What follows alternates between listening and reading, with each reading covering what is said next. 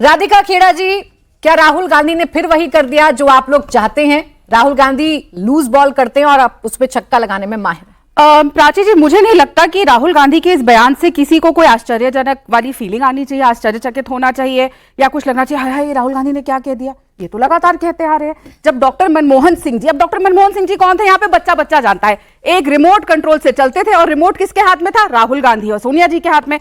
तो जिस remote control से उसको चलाते थे, उस रिमोट कंट्रोल से उनको भी लाइन फीड करवा के बुलाई थी कि देश में हर चीज पर पहला हक किसका है? मुसलमानों का है। तो ये कांग्रेस पार्टी की लाइन बहुत क्लियर है। लेकिन मुसलमान के ये कैसे दुश्मन है, ये हमने तब देखा था जब इनके पिताजी राजीव गांधी जी प्रधानमंत्री थे।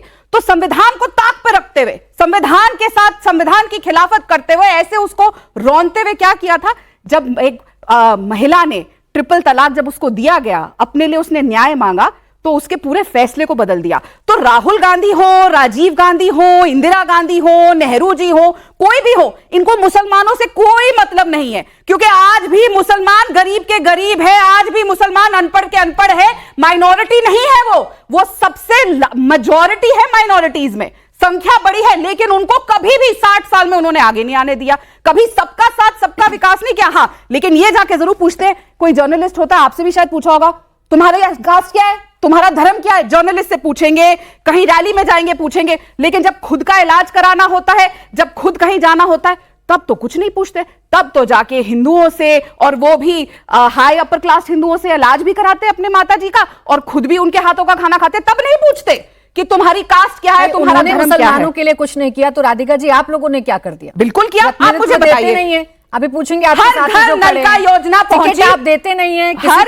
किसी को आप लेकर आते नहीं है राज्यसभा में, किसी को आप लेकर नहीं आते हैं लोकसभा में, विधानसभा में आप प्रतिनिधित्व नहीं देते हैं, तो कैसे मुसलमानों को आगे बढ़ाइएगा? जी, सबका साथ सबका विकास, यानी जब हर घर में नल का पहुंचा गया तो यह नहीं पूछा गया कि आप मुसलमान हैं, हिंदू हैं, सिख हैं या ईसाई हैं। जब हर घर में मालिकाना हक महिला को दिया गया प्रधानमंत्री आवास योजना के तहत, तो उस महिला से यह नहीं पूछा गया आप मुस्लिम हैं, हिंदू हैं, सिख हैं या ईसाई हैं। जब व्यक्ति को, जिसके पास खाना नहीं है, मुफ्त राशन दिया गया, तो उसका धर्म पूछ के नहीं दिया गया। जब प्रधानमंत्री आयुष्मान योजना का बेनिफिट मिलता है, तो धर्म पूछ के नहीं दिया जाता है। जब कोई भी चीज जो हमारे प्रधानमंत्री लेकर आए हैं, एम्स में इलाज होता है, क्या यहां पे पूछा जाता है कि आप मुसलमान हैं या हिंदू हैं? जब स्कूल में एडमिशन होती है, किसी से पूछा जाता है आप मुसलमान हैं तो आपको एडमिशन नहीं मिलेगी? हमने सबका विकास किया, आज तक ये नहीं किया कि आप हिंदू हैं या मुसलमान हैं। सबका साथ सबका विकास, उसमें ये नहीं होता। वो हमारी पार्टी का प्रेरोगेटिव है, हम किसको देना चाहे। अब जैसे अब यहां पे तय करेंगे रजत जी की कौन एंकर होगा, वो भी शायद धर्म पूछ के तो एंकर रखते नहीं। अब मैं भी पूछ सकती हूँ कि इंडिया टीवी में कितने एंकर मुसलमान है, पर मैं पूछ नहीं रही। लेकिन क्या काबिलियत नहीं है? और एक प्राइवेट कंपनी से आप राजनीतिक अगर आप एक प्राइवेट कंपनी से राजनीतिक दलों की तुलना करेंगे, अगर आपके राजनीतिक दल एक प्राइवेट कंपनी की तरह चलती है, तो फिर तो मैडम मैं आपसे कुछ नहीं कह सकती हूँ। फिर तो मैडम मैं आपसे कुछ नहीं कह सकती हूँ। लेकिन हम तो काबिलियत का ध्यान रखते हैं, हम तो काबिलियत का ध्यान रखते हैं। क्या आपको एक भी ऐसा काबिल मुसलमान नहीं दिखता जिसको आप प्रतिनिधित्व दे सके? जी, क्या आपके एक भी ऐसा काबिलियत दिखता कि वो आप सके? मेरे यहाँ तो है मैडम, आप नहीं देखती हैं। मेरे यहाँ तो है, मेरे यहाँ तो है, देखती हूँ, मेरे यहाँ तो है, लेकिन आपको दिखता नहीं है। आप सुबह 8 बजे का शो नहीं देखती हैं। आप सुबह 8 बजे का शो नहीं देखती है ना, आप सुबह 8 बजे का शो नहीं देखती हैं। आप नहीं देखती हैं कि मेरे यहाँ तो हुसैन है, मेरे यहाँ तो हुसैन है। लेकिन नहीं, डिबेट के लिए सिर्फ एंकर नहीं होते हैं, एंकर होता है खबर बताने के लिए। तो मेरे यहाँ तो है, मेरे यहाँ तो मुसलमान है, आप अपना देखिए। अब आइए सैयद जब्बार जी, सबका साथ, सबका साथ, मंत्री भी रहे हैं। हाँ, तो गिना देती ना मैडम, आप गिनाती तो गिना रही हूँ। क्यों आप गिनाती में सुनती, लेकिन आपने सबसे पहले सवाल किया तो मैंने उसका जवाब दिया। सैयद जवाद जी, क्या कांग्रेस ने अपनी लाइन एकदम साफ कर दी है? पता है कि 80% में से तो कुछ मिलने नहीं जा रहा है, तो अब मुसलमानों पर डोरे डालें, और जो अभी तक करने से बचते थे अल्पसंख्यक अब सीधा मुसलमान कहें, क्योंकि यही हमें वोट देगा। जी प्राची जी, बहुत बहुत धन्यवाद। सभी को मेरा जय हिंद, जय संविधान।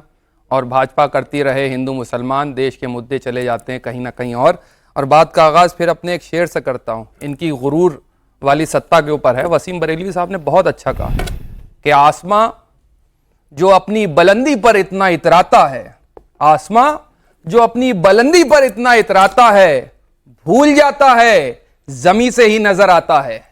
ये भारतीय जनता पार्टी के लोग आज कह रहे हैं हिंदू मुसलमान की बात कर रहे हैं, राहुल गांधी की बात कर रहे हैं। अरे आप भूल गए कि आदरणीय प्रधानमंत्री जी सैयदना साहब के पास गए थे मरसिया पढ़ने के लिए, और मैं तो देख रहा था कि सैयदना साहब कौन है और आदरणीय प्रधानमंत्री जी कौन है। अभी सऊदी अरब गए थे, झप्पी पा करते हो, वल्लाह हबीबी तुम्हारा भाई आ गया है, देखा था आपने कैसे चले गए थे मोहब्बत के साथ। यहां के मुसलमानों के लिए कहते हैं कि कपड़ों से पहचान लेते हैं। शमशान कब्रिस्तान की बात किसने करी? यही से हुई ना, हमने नहीं करी। हम चाहते हैं कि लड़ाई मुसलमान और हिंदू की न हो, लड़ाई है इस बात की गरीबी और अमीरी की। मुसलमानों में भी बहुत गुर्बत है, हिंदुओं में भी बहुत गुर्बत है, और जो अमीर लोग हैं वो इन चीजों का फायदा उठा रहे हैं। जो मोटे मोटे चंदे दे रहे हैं इनको वही लोग फायदा उठा रहे हैं, बड़े बड़े इनके उद्योगपति मित्र वही फायदा उठा रहे हैं, उनके ऊपर कुछ नहीं करने।